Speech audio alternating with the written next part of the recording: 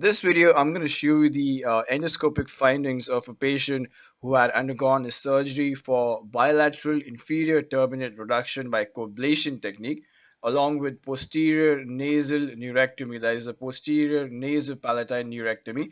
So you can see this is the patient's left side nose. Now, this surgery is done for patients who have long-term nasal allergies, as a result of which they suffer a lot of nose blocks.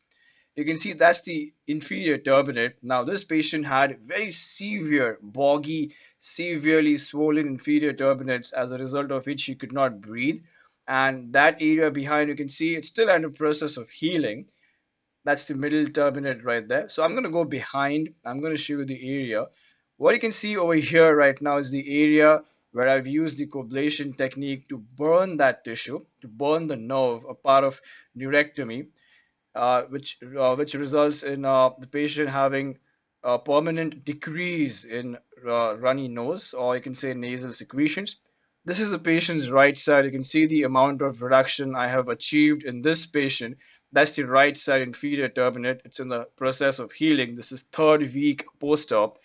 You can see the amount of reduction and the amount of space as a result of which the patient has achieved after surgery.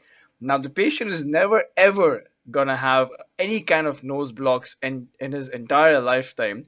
Neither is gonna have any severe nasal watering from his nose, so that the patient is, even though he's exposed to a lot of allergens out there, he will never ever face nose blocks in his entire life.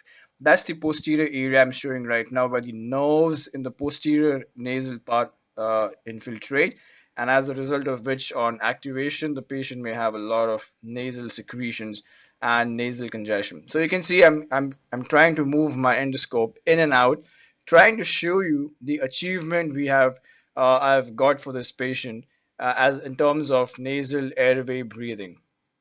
So no matter wherever he goes, whatever amount of dust he's exposed to right now, he will never ever get a nose block, because the hypertrophic erectile tissue in the inferior turbinate, which is solely responsible for the nasal blocks, I have taken away that tissue, but still at the same time maintaining the normal function and the physiology and the anatomy of the inferior turbinate. You can see the inferior turbinate is still intact.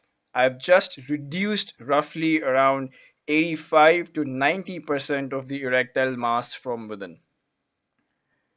You can see the function is still maintained. I'm asking the patient to swallow. All the functions remain same. There are no complications to this surgery, and the patient will have 24/7 open nose, no nose blocks ever in his entire lifetime. So I've done a lot of surgeries like this, and I have achieved a lot of good results, as you can see in the video right now.